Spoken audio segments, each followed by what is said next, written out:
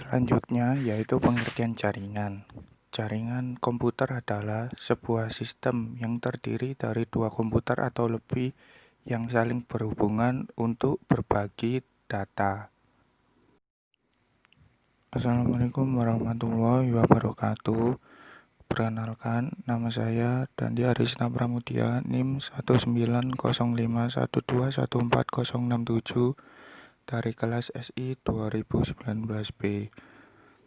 Di sini saya akan menerangkan materi, yaitu model infrastruktur jaringan. Selanjutnya, jaringan komputer dibagi menjadi dua, yaitu jaringan terpusat dan jaringan terdistribusi.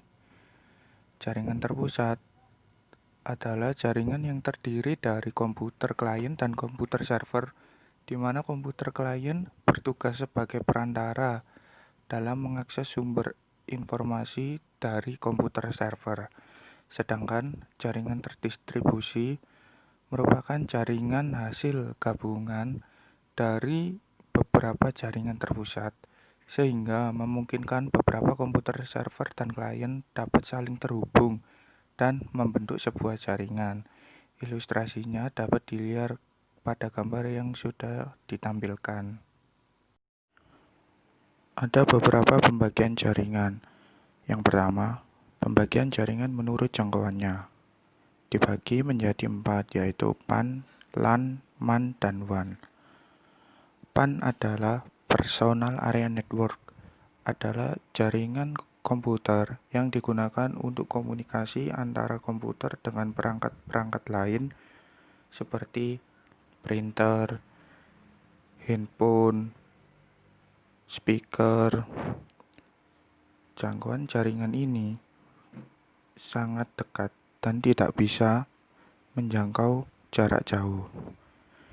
Yang kedua adalah LAN, Local Area Network, adalah jaringan komputer yang menyambungkan komputer dalam area terbatas seperti sekolah, kampus, atau gedung-gedung kantor. LAN itu seperti sebatas seperti lab komputer, ya hanya informasi yang diterima di komputer-komputer di lab itu saja, tidak bisa keluar.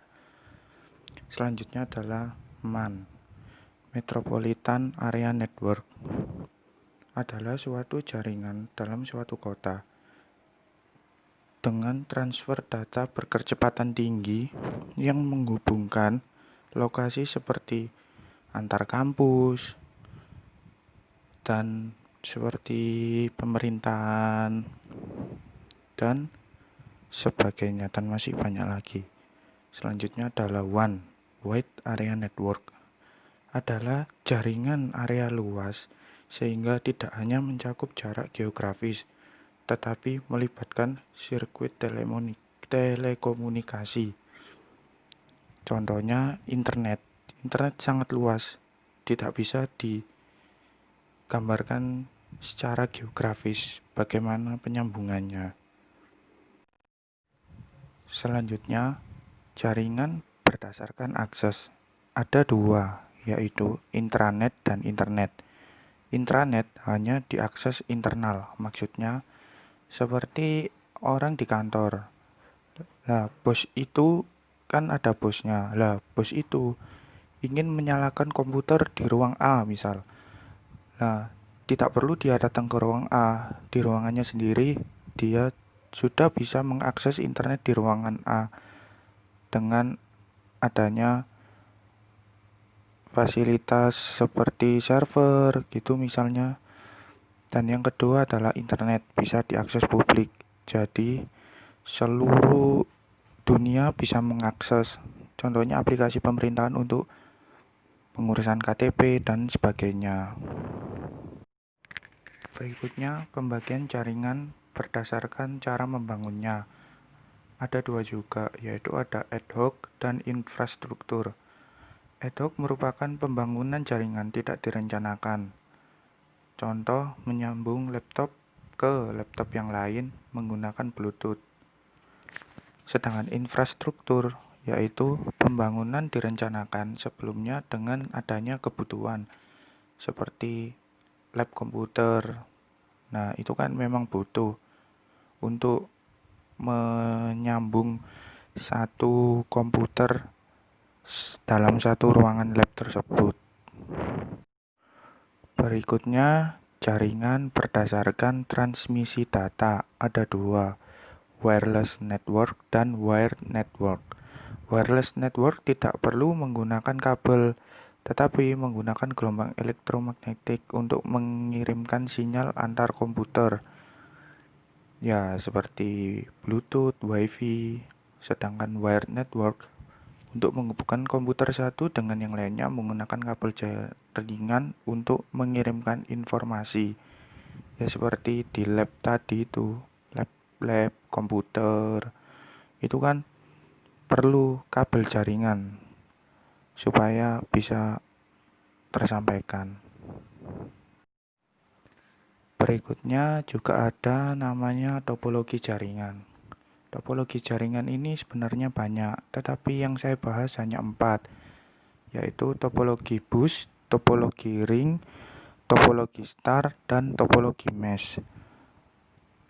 Selain itu juga ada topologi extended star, teknologi tree. Nah, itu sifatnya seperti penggabungan-penggabungan dari topologi bus atau topologi bus dengan topologi star gitu. Nah, selanjutnya ini saya akan menerangkan tentang topologi bus. Topologi bus yaitu menghubungkan suatu jaringan dengan yang lain menggunakan kabel. Nah, kalau topologi bus ini kan satu kabel gini. Itu kalau misalnya putusnya di tengah-tengah, nah yang belakang-belakang itu pasti tidak bisa terhubung, hanya yang depan saja yang bisa terhubung. Yang kedua adalah topologi ring. Topologi ring masing-masing perangkat untuk menerima sinyal dan menyalurkan kepada perangkat selanjutnya. Nah, ini topologi ring ini berbentuk lingkaran.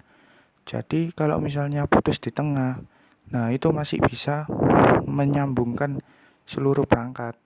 Karena kan satu sama lain masih saling menyambung. Selanjutnya topologi star, yaitu kendali terpusat atau seluruh link akan melalui pusat kemudian data disebar sesuai dengan kemauan pusat.